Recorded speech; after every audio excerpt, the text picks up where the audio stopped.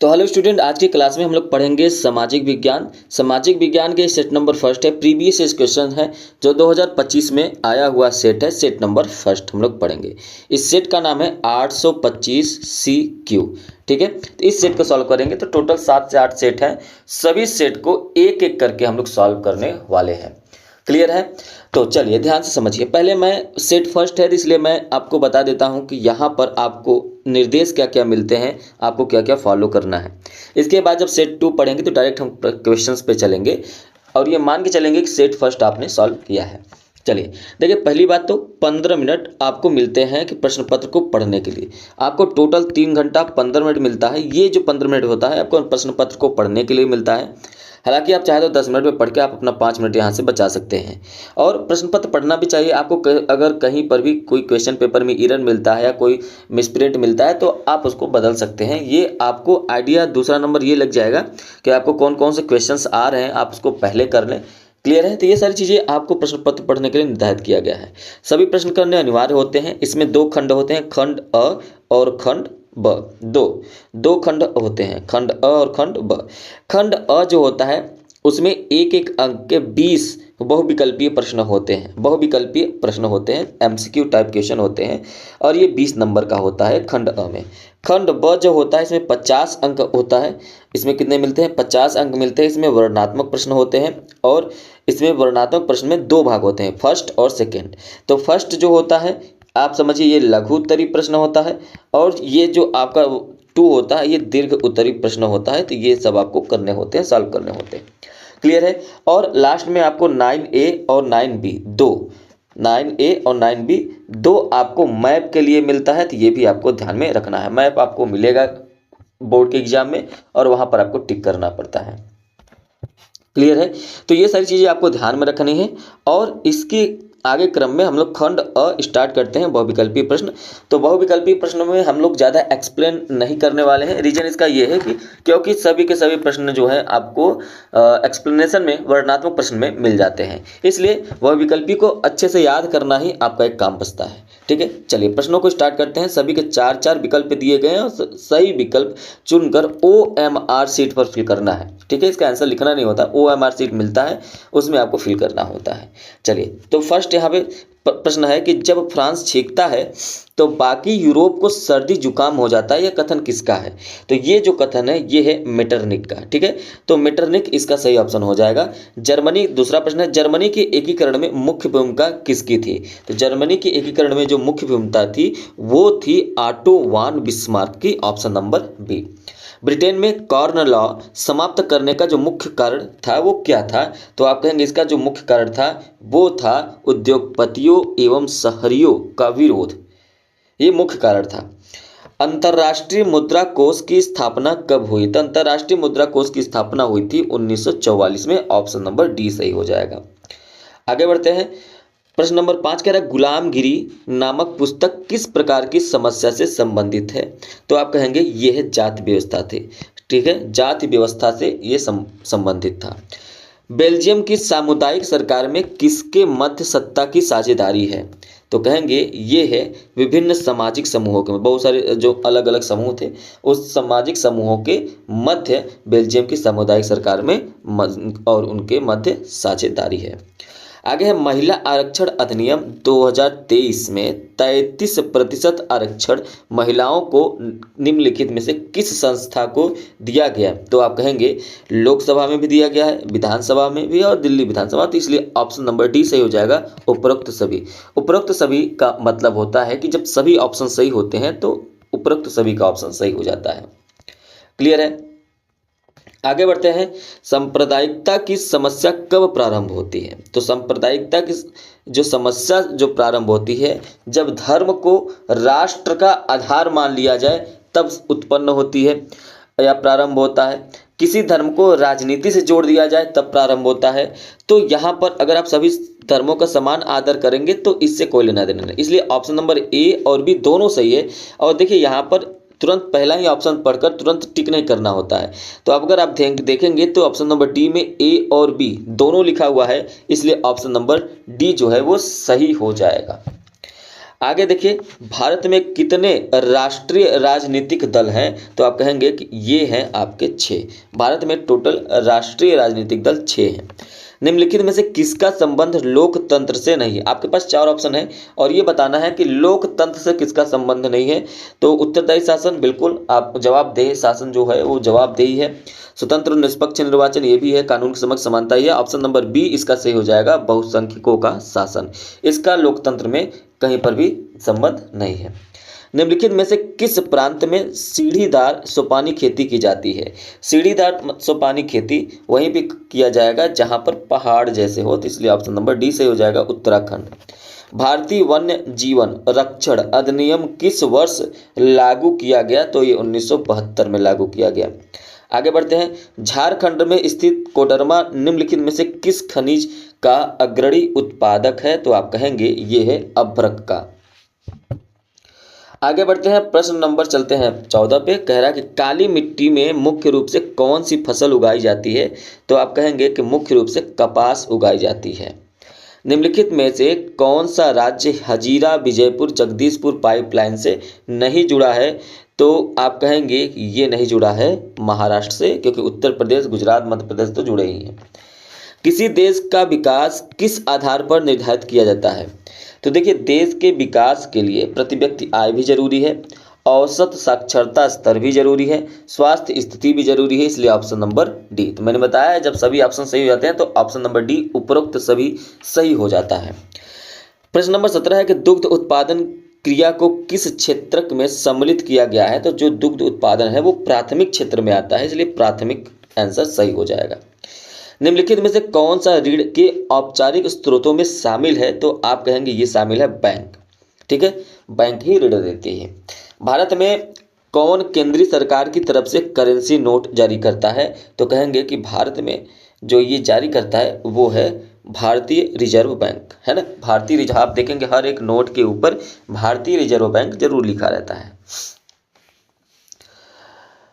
आगे है कि विश्व के देशों में बहुराष्ट्रीय कंपनियों द्वारा निवेश का सबसे अधिक सामान्य तरीका है? तो आप कहेंगे ये है स्थानीय कंपनियों को खरीद लेना। जब बाहर से कंपनियां आती है, सबसे समझिए, मान लीजिए ये हमारा देश है और अगर यहाँ पर 2 फैक्ट्रियाँ लगी हुई हैं जो कि भारत की हैं, लगी हुई हैं, है ना, और बाहर से कोई अगर फैक्ट्री लगाने के लिए कोई कंपनी आती है तो पहले इन्हीं दोनों को खरीद लेती है खूब पैसा देकर, और फिर इसमें अपना नाम देकर, अपना काम देकर वो कार्य को आगे बढ़ाती है। तो इसमें कोई ज़्यादा क्या होगा, स्थानीय कंपनियां जो थी उनको खरीद लिया जाता है, इसलिए ऑप्शन नंबर डी जो बी जो है वो सही हो जाएगा। इस तरीके से आपने देखा कि किस तरीके से हम लोगों ने एमसीक्यू टाइप क्वेश्चन किया। ये सबको OMR शीट में फिल करना होता है। चलिए अब हम लोग चलेंगे खंड ब वर्णनात्मक प्रश्न फर्स्ट पे।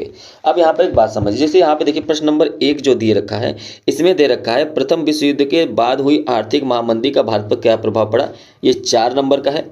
और अथवा दिया हुआ है, अथवा के बाद दिया हुआ है विश्व अर्थव्यवस्था के उदय के 2 कारण। जब आप दोनों कारण लिखेंगे तो पहले कारण के लिए 2 नंबर, दूसरे कारण के लिए 2 नंबर मिलेंगे, तो 4 नंबर। इसी तरीके से दूसरा प्रश्न है, इसमें अथवा दिया है, तीसरा प्रश्न है, इसमें अथवा दिया है, चौथा प्रश्न है, इसमें अथवा दिया है।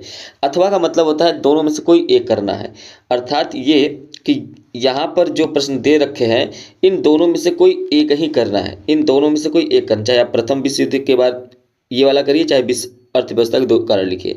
इसी तरीके से दूसरे में दोनों एक करना, लेकिन मेरा काम है कि आपको सभी प्रश्न सॉल्व कराना है, इसलिए आप इस डाउट मत रहिएगा कि सभी प्रश्न करने हैं, नहीं, आपको सब 4 प्रश्न है तो यहाँ पे 4 ही प्रश्न करने हैं, तो अथवा का।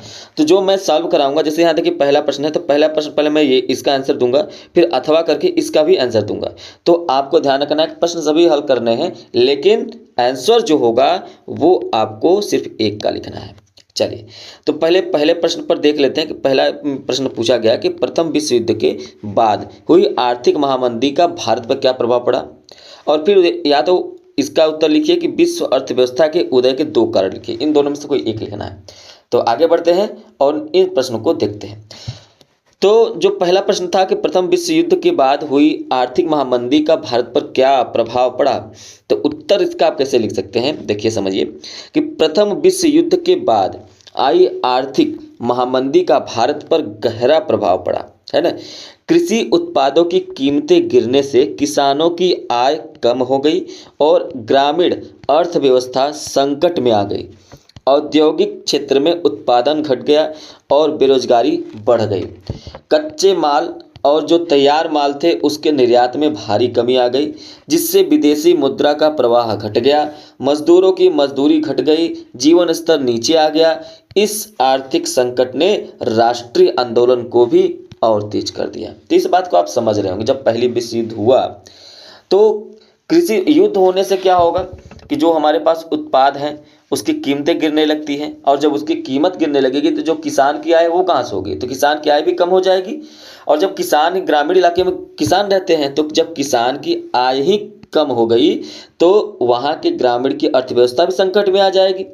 और इसी तरीके से अगर आप औद्योगिक क्षेत्र में देखें तो औद्योगिक, जब किसानों की आय नहीं होगी, मान लीजिए कि गेहूं नहीं हो रहा है, तो गेहूं नहीं हो रहा है तो ब्रेड कैसे बनेगा। तो गेहूं से कृषि पर प्रभाव पड़ा, कृषि से किसानों पर प्रभाव पड़ा। और जब आपको ब्रेड बनाना पड़ेगा, कंपनी के लिए जाएगा, तो वह औद्योगिक क्षेत्र में भी उत्पादन घट जाएगा। जब गेहूं होगा नहीं तो ब्रेड कैसे बनेगा। और ब्रेड जो कंपनियां बना रही हैं वहाँ पे बहुत सारे मजदूर होंगे, तो वो कहाँ से बनाएंगे, काम ही नहीं मिलेगा तो बेरोजगारी बढ़ जाएगी। वही चीज़ है कि जब कच्चा माल नहीं मिल रहा है या जो तैयार माल है वो भी, उसके निर्यात में भारी कमी आ गई। पैसा ही नहीं है बाजार में, जब पैसा ही नहीं है तो कौन खरीदेगा, कहाँ से आएगा पैसा। इसलिए जो विदेशी मुद्राएं चल रही थी उनका प्रवाह घट गया, और मजदूरी की जो मजदूरी थी वो भी घटी। जाहिर सी बात है, कोई कंपनी पैसा क्यों देगा अपने मजदूरों को, कहेगा नहीं आपको काम करना है करिए, नहीं तो जहाँ पर 10 रुपया मिल रहा था अब आपको 2 रुपया मिलेगा। तो जीवन स्तर नीचे आ जाएगा इससे। तो इसी आर्थिक संकट ने राष्ट्रीय आंदोलन को और भी तेज कर दिया था। तो इस तरीके से आप प्रश्नों को समझेंगे और उसका उत्तर लिखेंगे। प्रश्न नंबर 1 का ही अथवा वाला प्रश्न है, इसको ध्यान से देखिए। कहा जा रहा है कि विश्व अर्थव्यवस्था के उदय के 2 कारण, तो 2 कारण मैं बताऊंगा। और हालांकि कारण और भी बहुत सारे थे, लेकिन यहाँ पर सिर्फ आपको 2 कारण पे फोकस करना है। तो विश्व अर्थव्यवस्था के उदय के 2 प्रमुख कारण थे। पहला कारण है औद्योगिक क्रांति, और जो दूसरा कारण है वो परिवहन और संचार के साधनों का विकास। अब बात को समझिए कि 18वीं और 19वीं शताब्दी में यूरोप, विशेषकर इंग्लैंड में औद्योगिक क्रांति के कारण उत्पादन में वृद्धि हो गई। इससे अंतर्राष्ट्रीय व्यापार बढ़ा और देशों के बीच आर्थिक संबंध भी मजबूत होने लगे। जब भी किसी भी देश में अगर जो उद्योग है वो बढ़ने लगता है, उसके उत्पादन में वृद्धि होने लगती है, तो वो निर्यात करने लगता है, दूसरे देशों को बेचने लगता है। और जब दूसरे देशों में विक्रय किया जाएगा, भेजा जाएगा, सामानों को निर्यात किया जाएगा, तो उन 2 देशों के बीच में क्या बढ़ेगी, संबंध बढ़ेंगे। इसलिए इसको कहा जा सकता है औद्योगिक क्रांति बढ़ गई। ये एक पहला कारण था। दूसरा कारण था परिवहन और संचार के साधनों का विकास। रेलवे, स्टीमशिप, टेलीग्राफ और बाद में टेलीफोन, ये जो सुविधाएं आई, इसके कारण देशों के जो बीच माल हो गया, पूंजी हो गया, श्रम हो गया, इसका आदान प्रदान क्या हो गया, आसान हो गया, जिससे विश्व अर्थव्यवस्था का उदय हो गया। विश्व अर्थव्यवस्था क्या हो गया, उदय हो गया। जब 2 देश हैं, एक देश ये एक देश ये, पहले इसको समझते हैं औद्योगिक क्रांति को। औद्योगिक क्रांति को अगर आप ध्यान से समझें तो अगर इस देश में मान लीजिए 4-5 लोग हैं, 5 लोगों के लिए खाना पर्याप्त हो गया है, लेकिन अब डेली बच रहा है, तो क्या करेगा, दूसरे देश को दे देगा, भाई लो तुमको जरूरत है, यहाँ पे 10 लोग हैं, नहीं हो पा रहा है तो इसको भी देगा। तो इन दोनों देश के बीच में संबंध क्या होगा, बढ़ जाएगा। तो वही चीज़ है कि इस देश में औद्योगिक क्रांति हो गई। यहाँ पर जो है जो भी चीज़ उत्पादन हो रहा था औद्योगिक क्रांति के कारण उनकी वृद्धि हो गई, और वृद्धि हो गई थी, दूसरे देश में साझा करेंगे तो व्यापार बढ़ेगा, और व्यापार बढ़ गया तो दोनों देशों के बीच जो आर्थिक संबंध थे वो क्या हो जाएंगे, मजबूत हो जाएंगे। और दूसरी जगह पे अगर यही समझे कि इस देश से इस देश तक कम्युनिकेट कैसे किया जाए, मतलब उनके देश में मिला कैसे जाए, तो मिलेंगे कैसे, जब वहाँ पे टेलीफोन हो जाए, या रेलवे हो जाए, या स्टीमशिप हो जाए। अगर पानी से रास्ता है तो जो है स्टीमशिप चाहिए, अगर ज़मीन से रास्ता है तो रेलवे बिछा दीजिए। तो जो व्यापार करने में जो तकलीफ होती है, जिससे दूरियां बढ़ती है, तो वो क्या हो जाएगा, आसान हो जाएगा, और मध्यस्थता बढ़ जाएगी, लोगों के बीच में आदान प्रदान होने लगता है। इसलिए परिवहन और संचार के जो साधन का विकास हुआ वो माना जाता है कि विश्व अर्थव्यवस्था के उदय का कारण है। तो पहला प्रश्न आप लोगों को क्लियर हो गया होगा। आगे बढ़ते हैं प्रश्न नंबर 2 की तरफ। देखिए प्रश्न नंबर 2, प्रश्न नंबर 2 क्या कह रहा है, अगर आप यहाँ पे देखें प्रश्न नंबर 2, तो यहाँ पर आप देख लीजिए एक बार। प्रश्न नंबर 2 क्या कहता है कि प्रश्न नंबर 2, भारत में राजनीतिक दलों के कोई दो प्रमुख कारण, तो यहाँ पर भी वहीं दो दो नंबर मिलेंगे, दो कारण लिखेंगे राजनीतिक दलों के। और दूसरा, या तो आप इसको आंसर कीजिए कि भारत में लोकतंत्र की किन्हीं दो चुनौतियों का उल्लेख करिए। यहाँ पर दो चुनौतियों का उल्लेख करेंगे, दो दो मार्क्स आपको मिलेंगे। ध्यान रखिएगा, ये 80 शब्दों में लिखना है। कितने शब्दों में? 80 शब्दों में, इसलिए ज़्यादा आपको लिखना नहीं रहता है, 80 शब्द लिखने होते हैं। मतलब अगर आप एक लाइन में 10 वर्ड लिख रहे हैं, 10 शब्द लिख रहे हैं, तो आपको 8 लाइन लिखना है। आप 6 लाइन भी लिख सकते हैं, 60-70 वर्ड भी लिख सकते हैं, कोई दिक्कत नहीं है। लेकिन जो भी लिखें आप बिल्कुल परफेक्ट लिखें, जिससे चीज़ें एग्जामिनर को आसानी दिखे। अब आगे बढ़ते हैं और यहाँ पर प्रश्न देखिए क्या कहा जा रहा है। प्रश्न कह रहा है कि भारत में राजनीतिक दलों के कोई दो मुख्य कार्य लिखिए। चलिए इनके दो मुख्य कार्य लिखते हैं। तो यहाँ पर समझिए उत्तर कैसा है कि भारत में राजनीतिक दल के लोकतंत्र के संचालन में महत्वपूर्ण भूमिका निभाते हैं। जो पहला मुख्य कारण है वो है जनता और सरकार के मध्य या बीच सेतु का काम करना, मतलब पुल का काम करना। और जो दूसरा कारण है वो चुनाव लड़ना और सरकार बनाना, ये दूसरा कारण है। क्लियर है? ये बात आपको समझ में आ गई होगी। दो कार्य हमको बताना था, मैंने बताया। अब इसी चीज को समझिए कि पहला कहा जा रहा है कि जनता और सरकार के बीच पुल का काम करना। राजनीतिक दल जनता की समस्याओं और उनकी आकांक्षाओं को सरकार तक पहुंचाते हैं।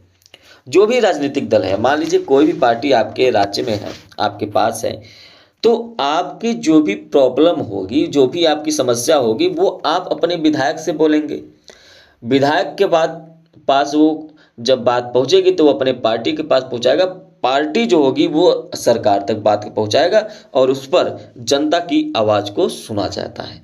तो राजनीतिक जो दल होते हैं ना, वो उनका काम होता है जनता और सरकार के बीच मध्यस्थ करना, उनके बीच को जो भी रुकावट हो जाए उन पर पुल बनाकर आगे काम करना।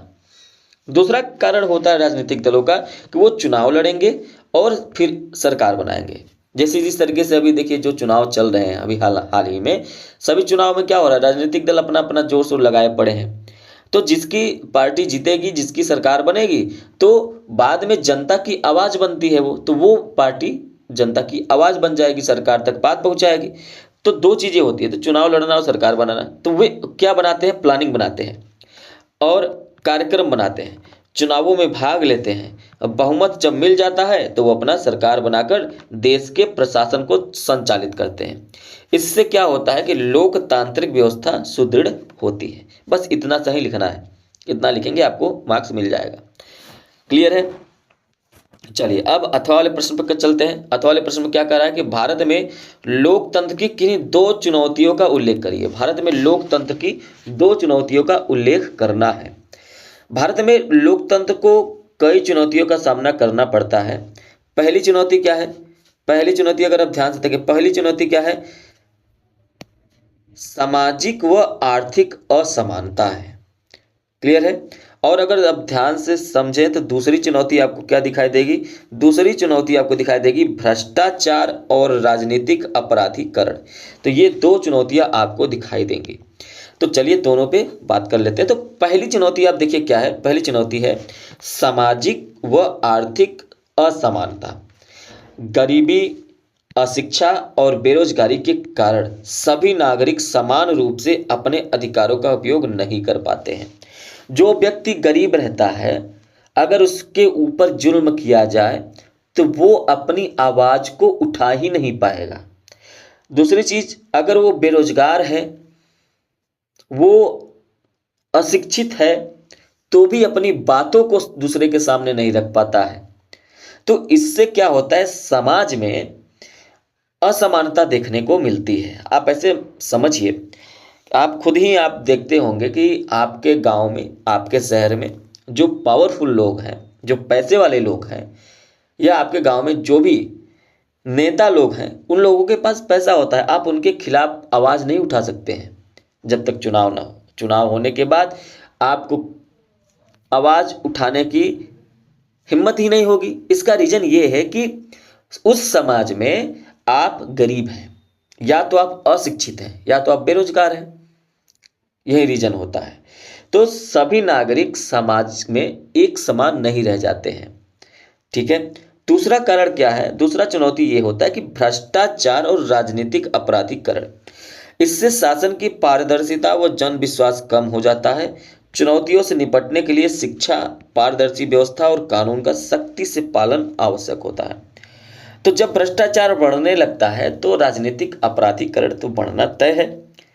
जब शासन पारदर्शी नहीं रहेगा तो लोगों के बीच में विश्वास कम हो जाता है। आप इस बात को ऐसे समझिए, मान लीजिए सरकार में कोई सरकार चोर है या कहीं पर भी हत्या हो गई, मर्डर हो गया, तो ऐसे में सरकार अगर उस पर कार्रवाई नहीं करती है तो हम लोगों को विश्वास होगा? नहीं, विश्वास ही नहीं होगा। मान लीजिए कोई अपराधी व्यक्ति है और उसको राजनीतिक पार्टियां चुनाव लड़ा देती हैं और वो जीत जाता है, तो क्या वो अपराधी नहीं रह गया? तो ऐसे केस में जन विश्वास कम हो जाता है और इसी को कहते हैं राजनीतिक अपराधीकरण और भ्रष्टाचार। बट जब वो अपराधी है तो भ्रष्टाचार तो बढ़ेगा ही। तो इन चुनौतियों से निपटने के लिए जो शिक्षा होती है वो लोगों के बीच में होना चाहिए। ठीक है, पारदर्शी व्यवस्था बनानी चाहिए और जो कानून है सख्ती से उसका पालन करना चाहिए। तो ये रहे आपका प्रश्न नंबर 2 का आंसर और क्वेश्चंस। प्रश्न नंबर 3 पे चलते हैं और प्रश्न नंबर 3 देखिए क्या कह रहा है कि देखिए ये पहला प्रश्न है, उसके बाद अथवा वाला प्रश्न करेंगे। तो पहला प्रश्न क्या है कि उत्पत्ति के आधार पर संसाधनों के प्रकार बताइए, कि आपको उत्पत्ति के आधार पर संसाधनों के प्रकार बताने हैं। अगर आप ध्यान देखें कि उत्पत्ति के आधार पर संसाधनों के प्रकार, तो उत्पत्ति के आधार पर संसाधन 2 प्रकार के होते हैं। कितने प्रकार के होते हैं? 2 प्रकार के होते हैं। पहला जो संसाधन है वो है जैविक संसाधन और दूसरा जो संसाधन है अजैविक संसाधन। जैविक संसाधन और अजैविक संसाधन, उम्मीद है आपको इतनी बात समझ में आई होगी। अब जैविक संसाधन क्या होता है? इसको इंग्लिश में बायोटिक कहते हैं और ये अबायोटिक होता है अजैविक। तो बायोटिक होता है मतलब, इसका मतलब क्या है? जैविक संसाधन का मतलब होता है ये जीवित या सजीव स्रोतों से प्राप्त होते हैं। मतलब ऐसे संसाधन जो जीवों से प्राप्त हो, मतलब जिसमें जान हो, सजीव हो। जैसे कोई वनस्पति हो गया, इसे हम लोग जैविक संसाधन कहेंगे। पशु हो गया, जैविक संसाधन हो गया। वन हो गया, मत्स्य हो गया, ये सभी जैविक संसाधन है। अच्छा, संसाधन का मतलब तो आपको पता ही होगा। वनस्पति कैसे संसाधन हो सकता है?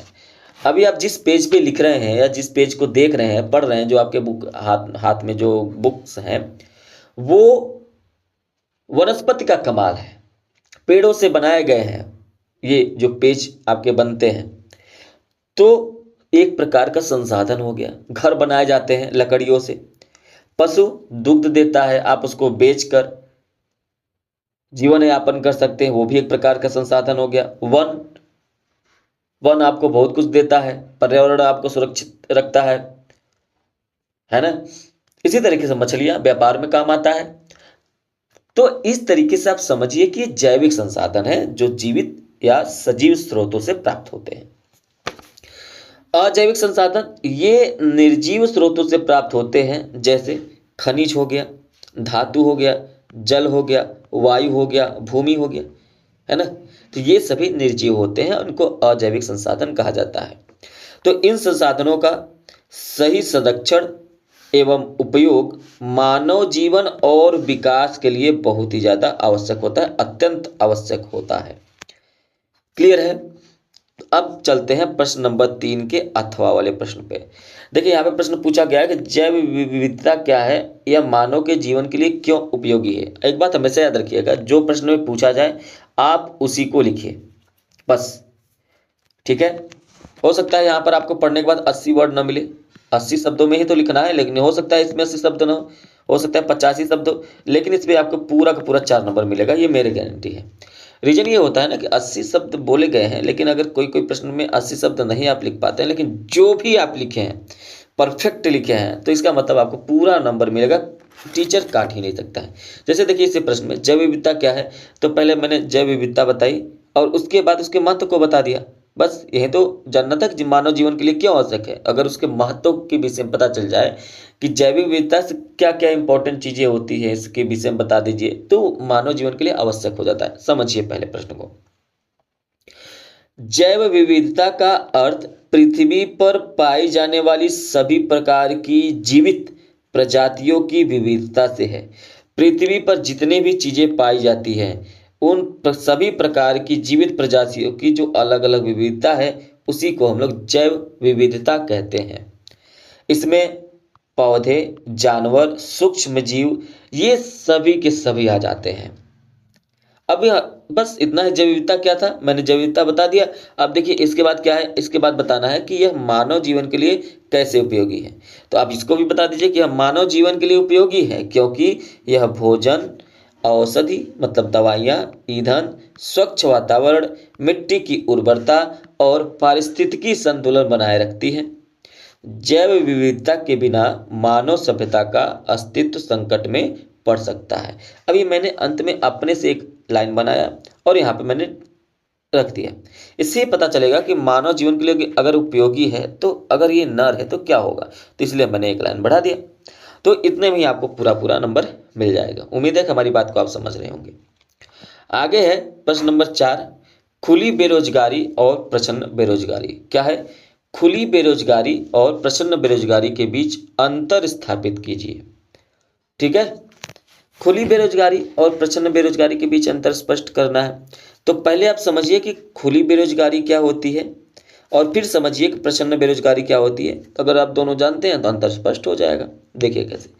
खुली बेरोजगारी वह स्थिति है जब, ध्यान से देखिए यहां पर क्या बताने जा रहे हैं कि जब शिक्षित, ध्यान से देखिए, जब शिक्षित या अशिक्षित व्यक्ति काम करने की इच्छा और क्षमता रखते हैं परंतु उन्हें कोई रोजगार नहीं मिलता, तो इसी को कहते हैं खुली बेरोजगारी।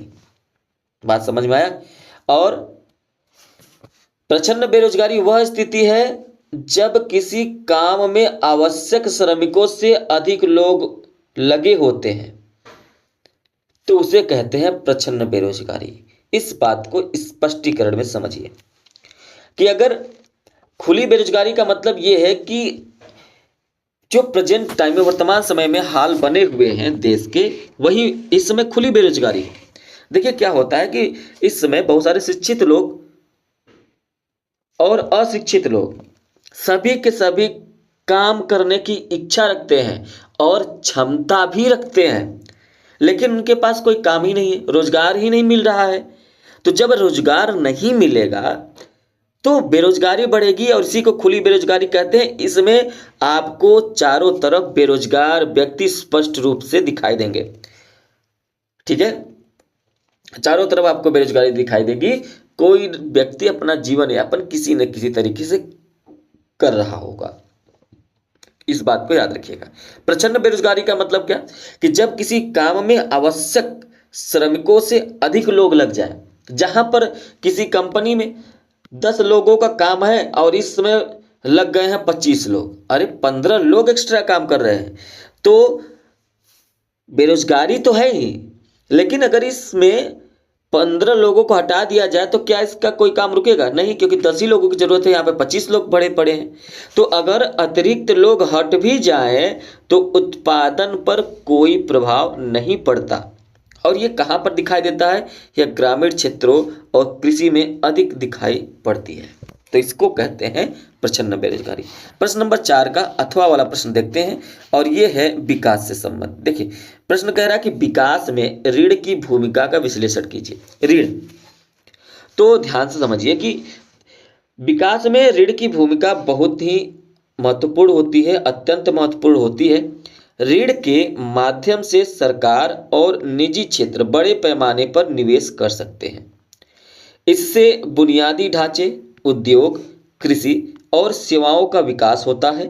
विकासशील देशों में पूंजी की कमी को पूरा करने के लिए ऋण सहायक होता है ना। विकासशील मतलब ऐसे देश जो विकास कर रहे हो, विकसित होने की प्रगति पे हो, तो उसे विकासशील कहा जाता है।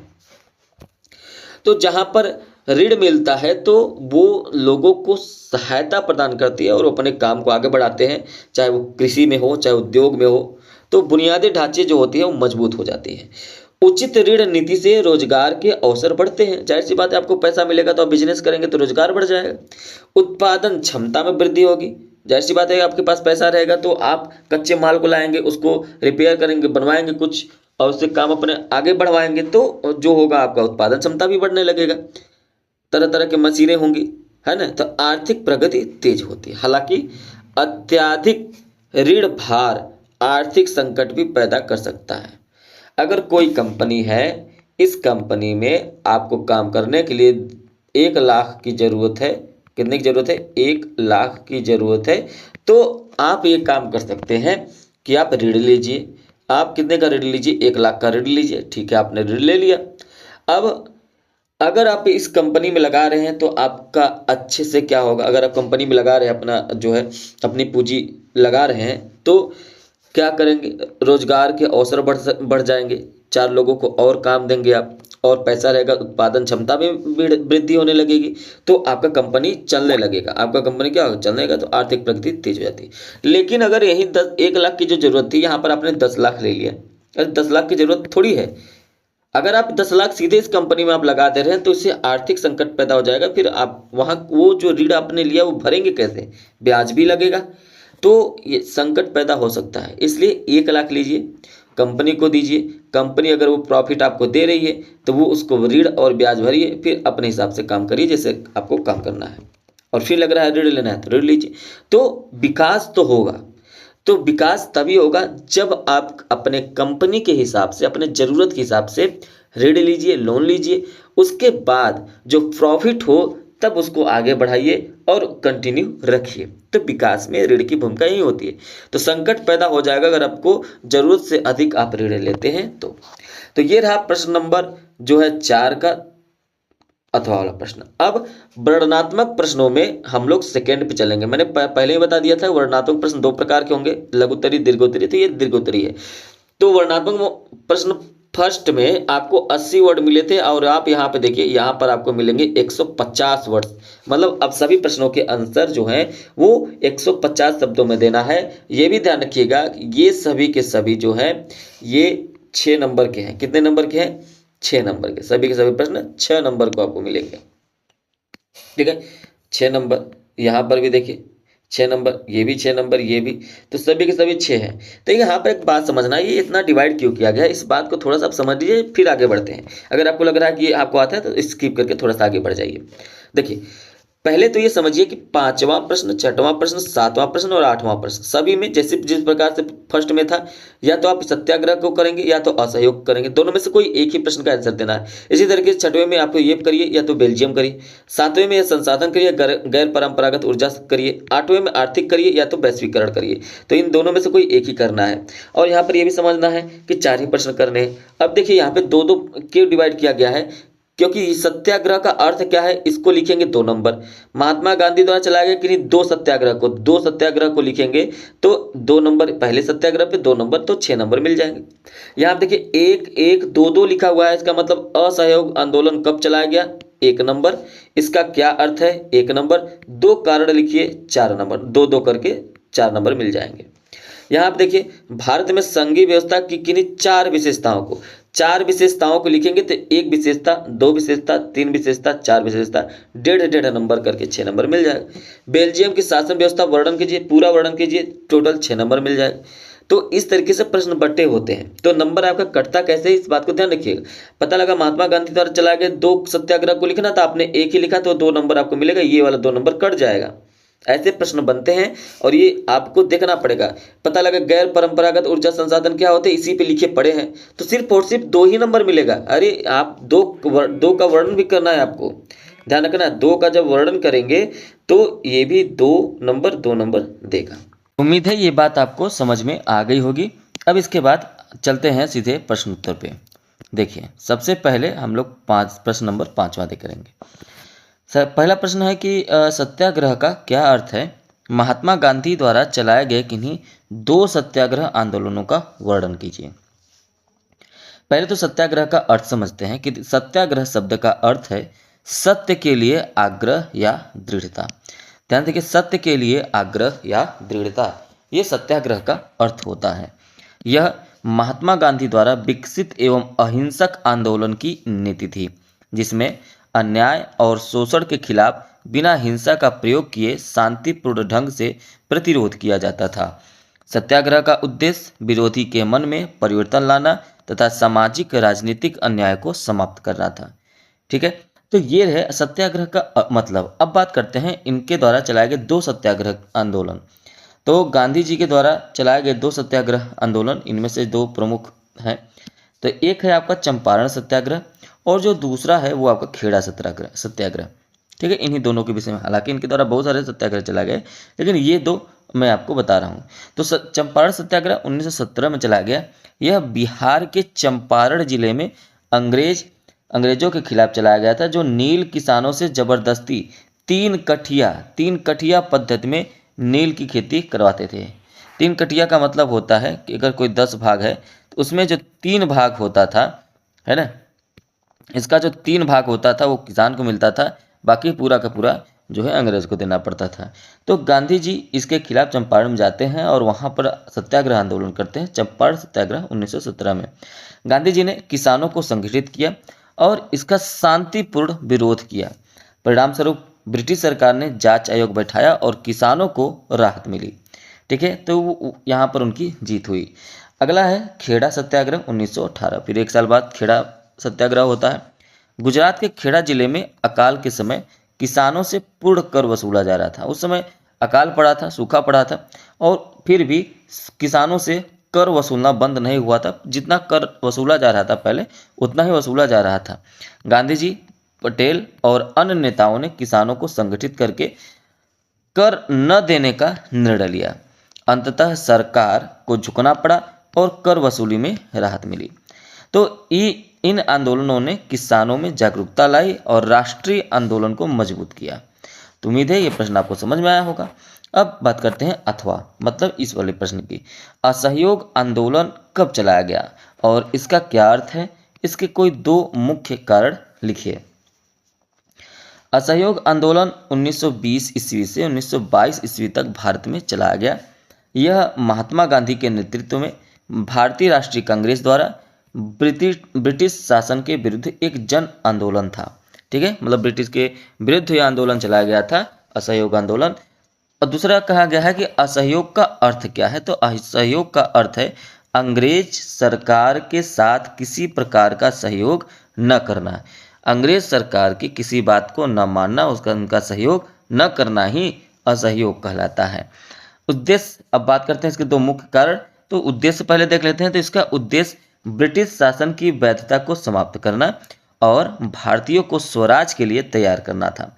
जब ये असहयोग आंदोलन शुरू किया गया 1920 से 1922 तक चला, तो इसमें ब्रिटिश शासन के खिलाफ जो है ये आंदोलन चला। इसका उद्देश्य था कि जो ब्रिटिश शासन चलाई जा रही, जो उनके रूल लगाए जा रहे हैं, उसको रूल को न मानना, उनको समाप्त कर देना, और भारतीय जो थे उनको स्वराज्य के लिए, मतलब कि उनको स्वतंत्रता दिलाने के लिए तैयार करना था। यही उद्देश्य था। तो गांधी जी ने भारतीयों से अपील की कि वे सरकारी विद्यालयों, न्यायालयों, विदेशी वस्त्रों और पदवियों और सम्मानित उपाधियों को बहिष्कार करें और स्वदेशी को अपनाएं। मतलब स्वदेशी अपनाने की बात हो रही थी और ब्रिटिश चीज़ों को इनकार किया जा रहा था, तो उसमें विदेशी वस्त्र न पहनना, है ना। ध्यान देखिए, विदेशी वस्त्रों की अवहेलना करना होता था। जो भी पद दिए गए हैं, मतलब जिसके द्वारा जो सम्मान दिया गया है, वो ये सभी न्यायालय, उनके न्यायालय में न्याय नहीं मिलेगा, विद्यालय उनके द्वारा बनाए गए।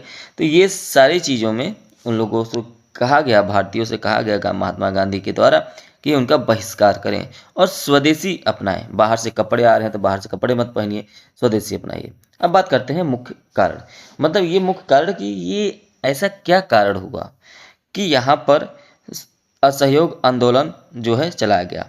देखिए, जलियांवाला बाग होता है, कहाँ पर हत्याकांड होता है 1919 में।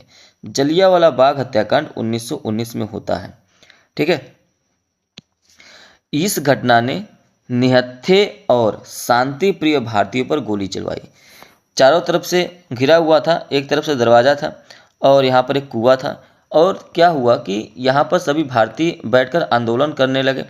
आंदोलन का मतलब आंदोलन के लिए सब शांतिपूर्ण तरीके से बैठकर अपना सभा बनाए थे। इसमें से एक भारतीय है गद्दार निकलता है जो डायर को मैसेज देता है, फिर डायर अपने सेना ले आकर यहाँ से घेर कर अंधाधुंध गोलियां चलवा देता है। इसमें सभी लोगों की मृत्यु हो जाती है। तो ये हत्याकांड जो हुआ 1919 में, और इस समय जितने भी इसमें लोग थे, भारतीय थे, किसी के पास किसी भी प्रकार का हथियार नहीं था। तो इससे पूरे देश में बहुत बड़ा आक्रोश फैल गया। ठीक है।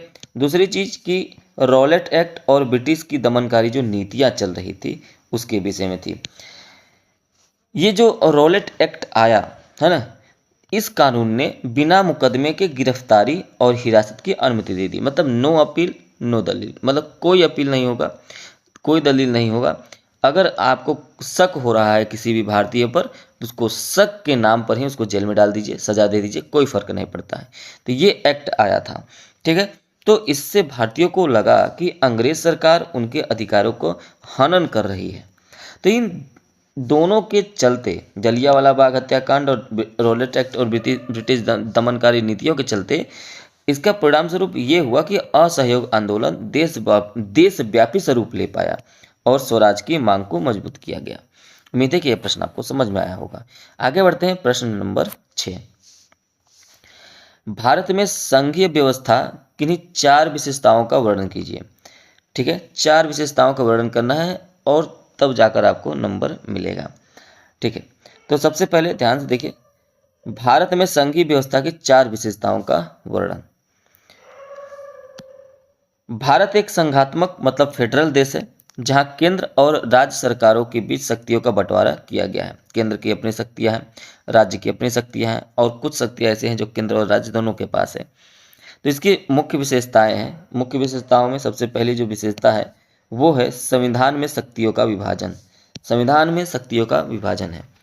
क्या विभाजन है कि भारतीय संविधान की 7वीं अनुसूची में केंद्र और राज्य और समवर्ती सूचियां दी गई है ना, कि कहाँ दी गई है? 7वीं अनुसूची में केंद्र की कौन कौन सी शक्तियां होंगी, राज्य की कौन कौन सी शक्तियां होंगी, और समवर्ती मतलब होता है कंकरेंट, मतलब दोनों के पास कौन सी शक्तियां होंगी, इसकी सूची बना दी गई है। कि रेल बनाने, आप जानते हैं एक बात, जैसे इसमें शक्तियों की उदाहरण में बता रहा हूँ कि जैसे जो सैन्य पावर है वो केंद्र के पास होगी, राज्य का कोई भी अपना सैन्य पावर नहीं होगा, है ना, सैनिक नहीं बना सकते हैं, सोल्जर आर्मी, वो केंद्र का ही होता है, तो बांट दिया गया, है ना। पुलिस जो होता है वो राज्य का होता है ना, जैसे मध्य प्रदेश पुलिस, उत्तर प्रदेश पुलिस, तो ये सभी राज्य के होते हैं, तो ये राज्य की शक्तियां हैं। इसी तरीके से अगर आप रेल की बात करें, जो मैंने पहले बोला कि रेल की अगर बात करें तो रेल का राज्य से कोई लेना देना नहीं होता है, रेल पर पूरा हक केंद्र का होता है। तो इसी तरीके से जो है सारी चीज़ें बांट दी गई हैं, और केंद्र सूची में राष्ट्रीय महत्व के विषय और राज्य सूची में स्थानीय विषय और समवर्ती सूची में जो दोनों में साझा किए जाएं ऐसे विषय रखे गए हैं। तो एक तो ये हो गया। दूसरी है लिखित एवं सर्वोच्च संविधान। इसका मतलब ये कि भारत का जो संविधान है वो लिखित है और विस्तृत है, जो संघीय व्यवस्था के संचालन के लिए स्पष्ट दिशा निर्देश करता है। ठीक है। संविधान सर्वोच्च है और सभी सरकारों को इसके अनुरूप ही कार्य करना पड़ता है। स्वतंत्र न्यायपालिका की अगर बात करें तो भारतीय न्यायपालिका स्वतंत्र है। भारतीय न्यायपालिका स्वतंत्र है। सर्वोच्च न्यायालय संविधान का एक रक्षक है और केंद्र व राज्यों के बीच अगर कोई विवाद हो जाता है तो उसको हल करता है। ठीक है। द्विसदनीय विधायिका। संघ स्तर पर संसद के 2 सदन होते हैं, एक होता है आपका लोकसभा और एक होता है आपका राज्यसभा। संघ स्तर पर, केंद्र पर, है ना, एक लोकसभा और एक राज्यसभा। तो राज्यसभा राज्यों के हितों की प्रतिनिधित्व करता है और इन विशेषताओं से भारत की संघीय व्यवस्था मजबूत बनती है और राज्यों को अपने अधिकारों के साथ साथ एकता और अखंडता बनाने का अवसर मिलता है। अब इसका देखते हैं अथवा वाला प्रश्न। अथवा वाले प्रश्न पे ध्यान दीजिए कि बेल्जियम की शासन व्यवस्था का वर्णन कीजिए। अब बेल्जियम की शासन व्यवस्था का वर्णन करना है। ठीक है। तो बेल्जियम की जो शासन व्यवस्था है वो एक संवैधानिक राजतंत्र और संघीय प्रणाली है। मतलब वहाँ पे संविधान भी है और राजतंत्र भी है और संघीय प्रणाली है, इस पर आधारित है, फेडरल सिस्टम पर। यहाँ राजा जो होता है वो राष्ट्र का संवैधानिक प्रमुख होता है, लेकिन वास्तविक जो सत्ता होती है वो प्रधानमंत्री की होती है। जैसे हमारे यहाँ भी होता है, राष्ट्रपति सिर्फ नाम का होता है, जो वास्तविक जो शासन करता है वो प्रधानमंत्री करता है। और मंत्रिपरिषद के पास रहती है, हाँ, प्रधानमंत्री और मंत्रिपरिषद के पास ही शक्तियाँ रहती हैं। बेल्जियम को भाषाई और सांस्कृतिक विविधता के कारण 3 प्रमुख समुदायों में बांटा गया है।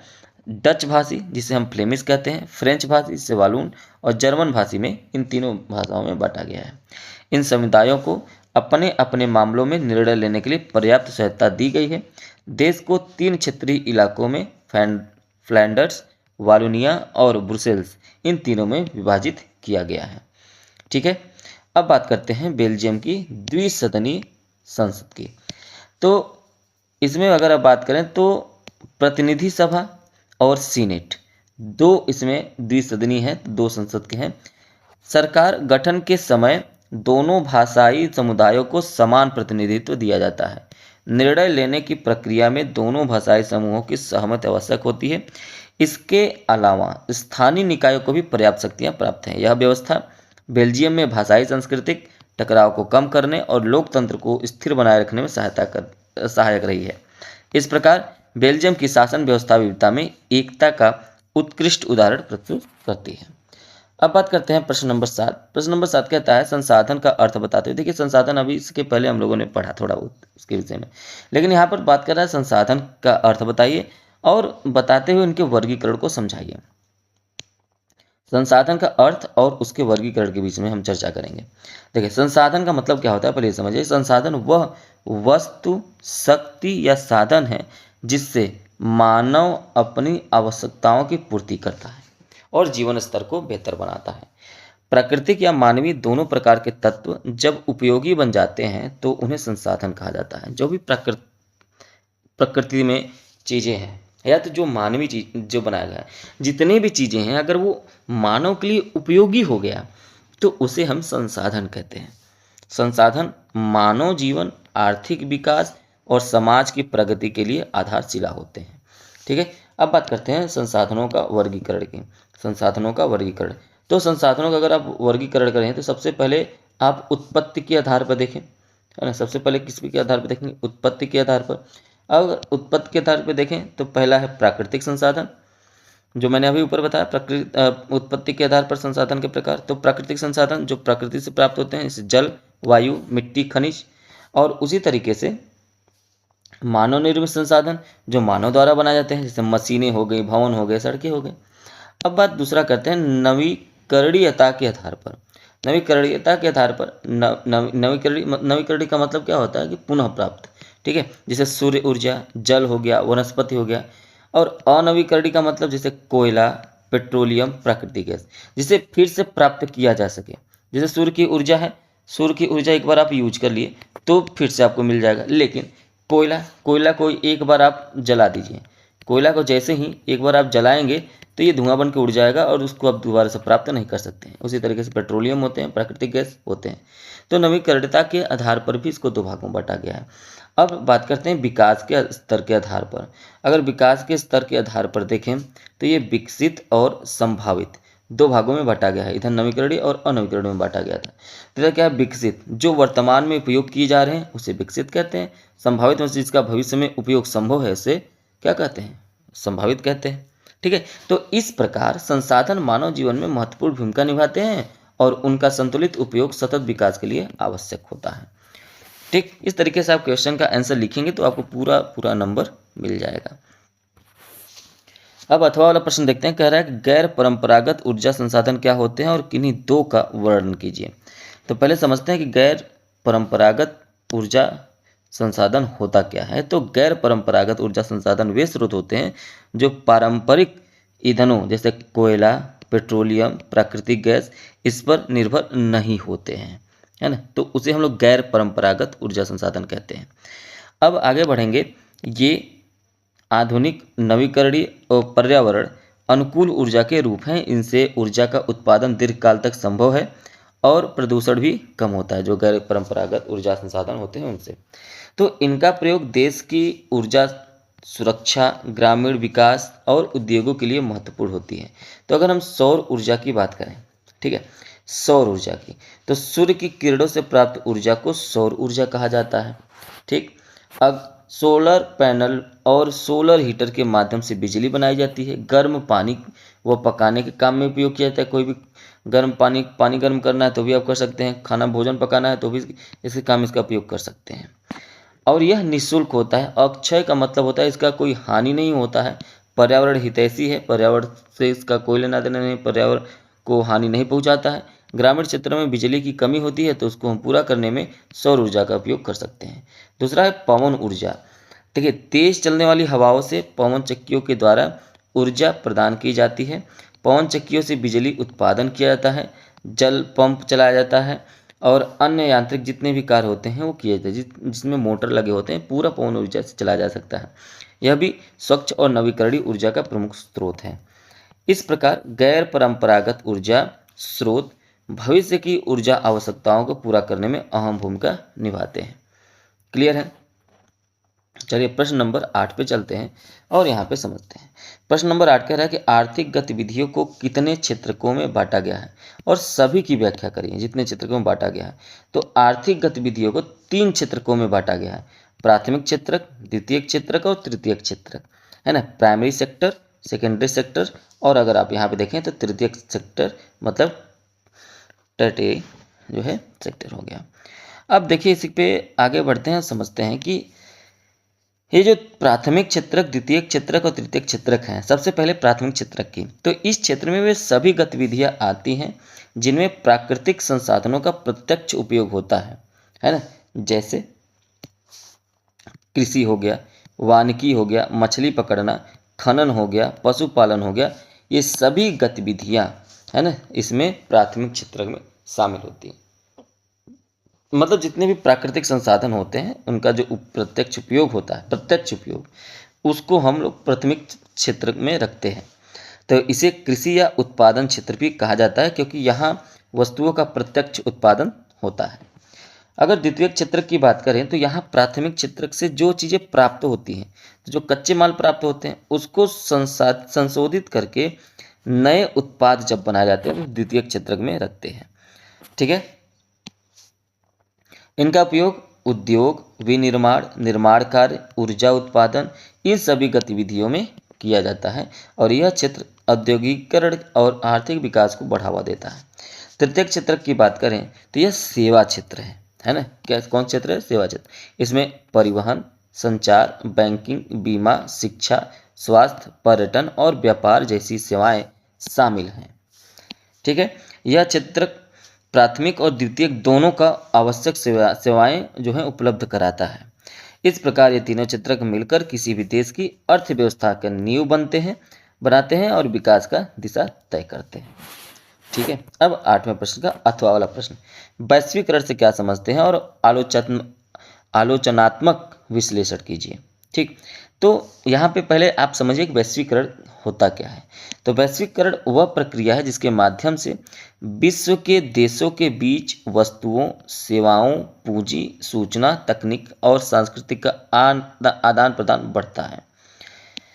इसके परिणाम स्वरूप देशों की अर्थव्यवस्थाएं आपस में अधिक जुड़ जाती हैं और अंतर्राष्ट्रीय व्यापार व निवेश के नए अवसर पैदा होते हैं। भारत में 1991 के बाद नई आर्थिक नीतियों के तहत उदारीकरण, निजीकरण और वैश्वीकरण, कौन कौन से हैं? तीनों नाम याद रखिएगा, उदारीकरण, निजीकरण और वैश्वीकरण, इन तीनों को बढ़ावा दिया गया है। इससे विदेशी निवेश, तकनीकी सहयोग और वैश्विक बाजार तक जो पहुंच है वो संभव हो पाई।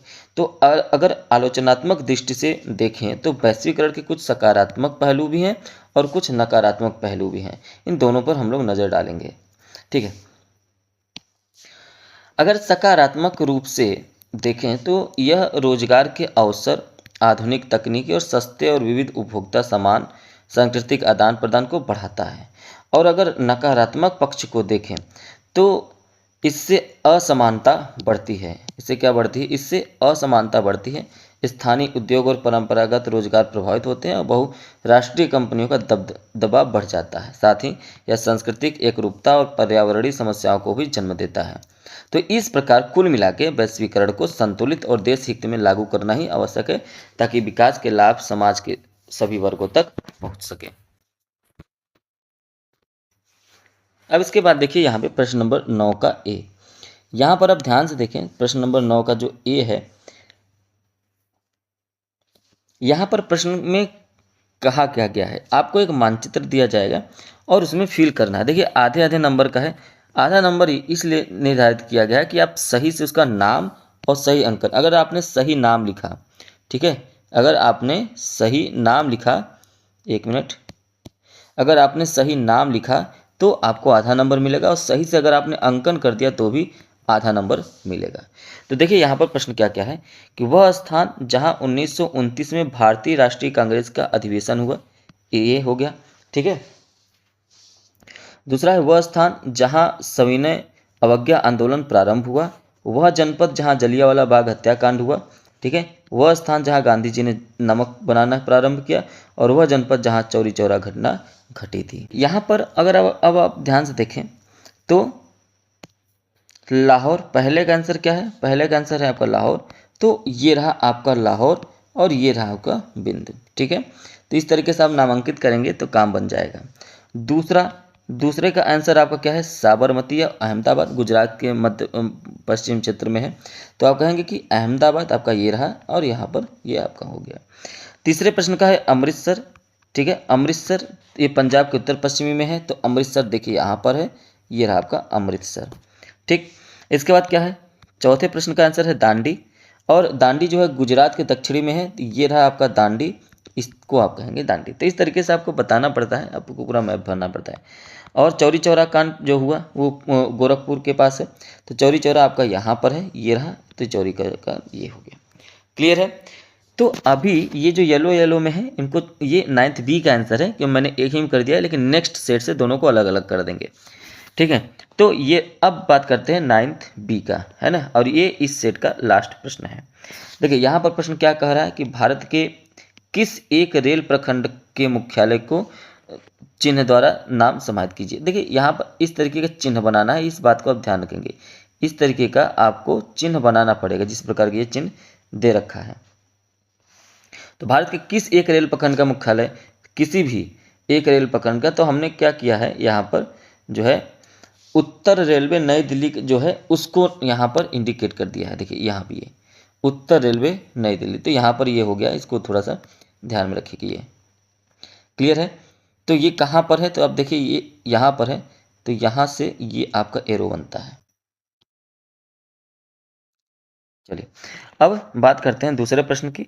दामोदर नदी को आपको ऐसे चिन्ह के द्वारा समाहित करना है। तो देखते हैं दामोदर नदी कहाँ पर है, तो मैप में अगर आप दामोदर नदी देखें तो दामोदर नदी आपका यहाँ से निकलता है इस तरीके से और यहाँ पर चला जाता है, तो ये आपका है दामोदर नदी, ठीक। तो यहाँ पर आप लिख दीजिए दामोदर नदी, ये रहा आपका दामोदर नदी। क्लियर है।